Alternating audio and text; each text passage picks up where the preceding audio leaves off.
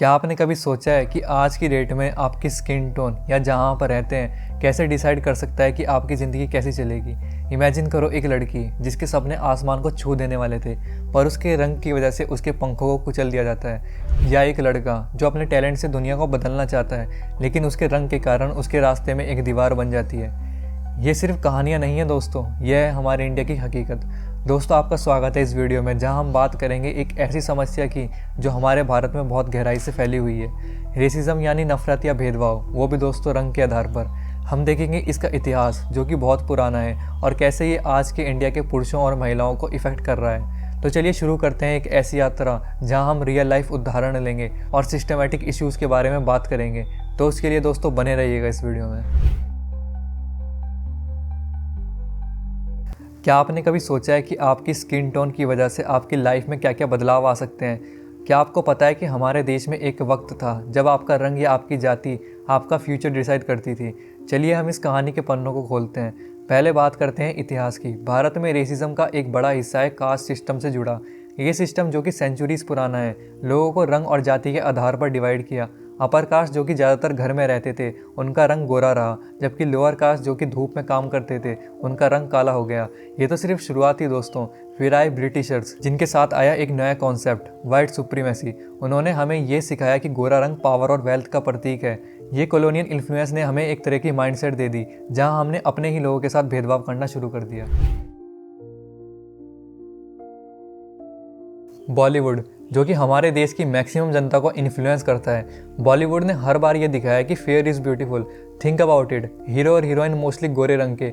ये beauty standard जो कि मीडिया ने सेट किया है। फेयरनेस क्रीम ऐड जो हम टीवी पर देखते हैं, ये एड्स एक मैसेज देते हैं अगर आपकी स्किन डार्क है तो आपकी लाइफ में भी अंधेरा है। ये कल्चरल डिपिक्शन ने हमें ये सोचने पर मजबूर किया कि गोरा रंग सक्सेस, लव और इवन रिस्पेक्ट के लिए भी ज़रूरी है। गोरे होने का भूत जो लोगों के अंदर है उनको ये भी देखना चाहिए कि कैसे ये ऑब्सेशन हमें हेल्थ इश्यूज़ भी देता है।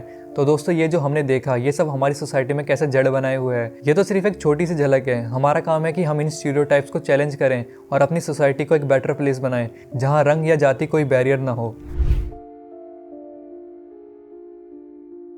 एक लड़का जिसका सपना था दिल्ली में पढ़ाई करना और अपनी ज़िंदगी को एक नई दिशा देना, लेकिन एक दिन उसकी लाइफ एक रेसिस्ट झगड़े में ख़त्म हो गई। ये कोई फिल्म की कहानी नहीं है दोस्तों, यह है नीरो टानिया के दर्दनाक हकीकत के बारे में। बात करते हैं नीरो टानिया की, एक स्टूडेंट अरुणाचल प्रदेश से जो दिल्ली में पढ़ाई करने के लिए आया था। एक दिन उसने एक शॉप पे अपने हेयर स्टाइल के लिए थोड़ी सी आर्ग्यूमेंट की जिससे एक बड़ा सा झगड़ा शुरू हो गया। ये झगड़ा जो कि रेसिस्ट गालियों और फिजिकल एब्यूज से भरा था जिसमें नीडो की लाइफ चली गई।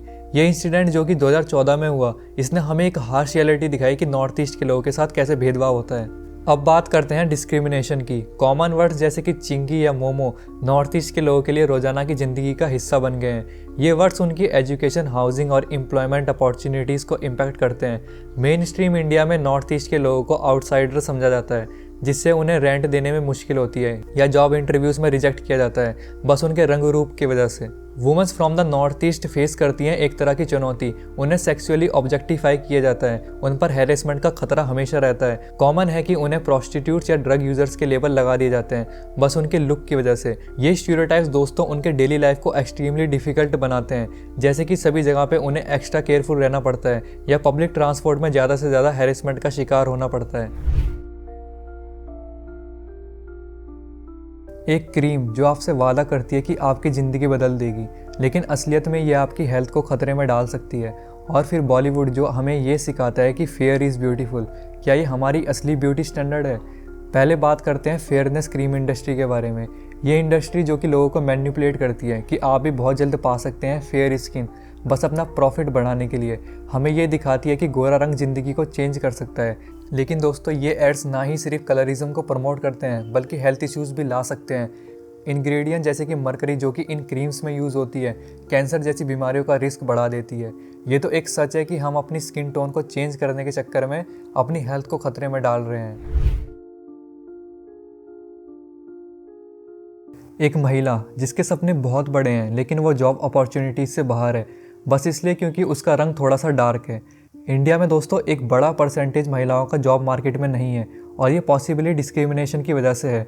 जो महिलाएं काम करना चाहती हैं उन्हें भी अनएम्प्लॉयमेंट का सामना करना पड़ता है बस रेशियल या कलर बाइसिस की वजह से। ये तो एक कड़वा सच है कि एक इंसान के रंग से उसकी करियर अपॉर्चुनिटीज़ कम हो सकती हैं। ये ना सिर्फ उनकी फाइनेंशियल इंडिपेंडेंस को इफ़ेक्ट करता है बल्कि सोसाइटी के इकोनॉमिक ग्रोथ को भी रोक रहा है।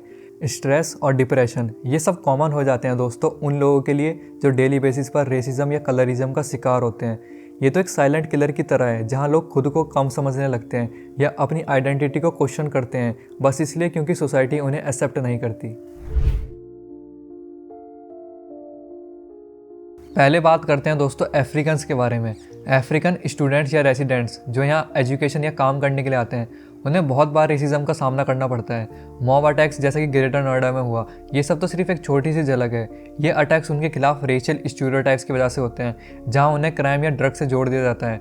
ये स्टीरियोटाइप्स उन्हें सोशल लाइफ, हाउसिंग और इवन सेफ्टी के मामले में इनसिक्योर बनाते हैं। अब आते हैं जेंडर स्पेसिफिक डिस्क्रिमिनेशन पर।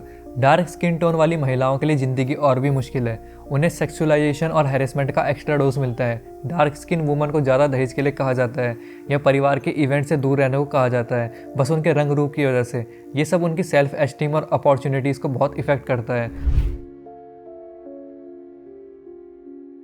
क्या आपने कभी सोचा है कि बदलाव आपके आसपास से शुरू हो सकता है? इमेजिन करिए दोस्तों एक कानून जो कहे कि अब आपकी स्किन कलर के बेसिस पर किसी को भी नुकसान पहुंचाना इलीगल होगा।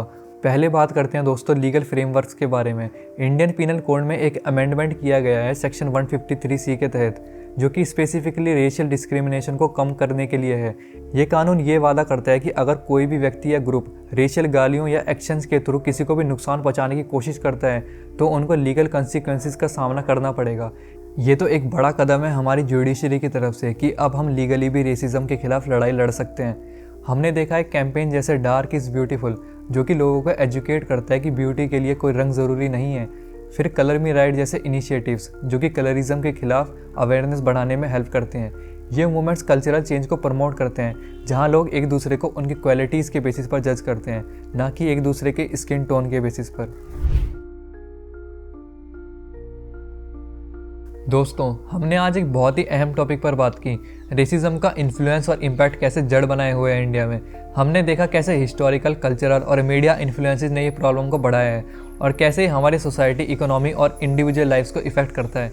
अब मेरी आपसे रिक्वेस्ट है कि अपने आप को एजुकेट करें, स्टीरियोटाइप्स को चैलेंज करें और एंटी रेसिस्ट इनिशिएटिव्स को सपोर्ट करें। बदलाव तभी आएगा दोस्तों जब हम एक साथ खड़े होंगे, एक दूसरे के डिफरेंसेस को सेलिब्रेट करेंगे, ना कि उनके बेसिस पर डिवाइड हो जाएं। दोस्तों आपका बहुत बहुत धन्यवाद इस वीडियो को देखने के लिए। हमारे चैनल को सब्सक्राइब करो ताकि हम आपको और भी अच्छी जानकारी दे सकें। कमेंट सेक्शन में अपनी राय ज़रूर शेयर करो। जय हिंद दोस्तों।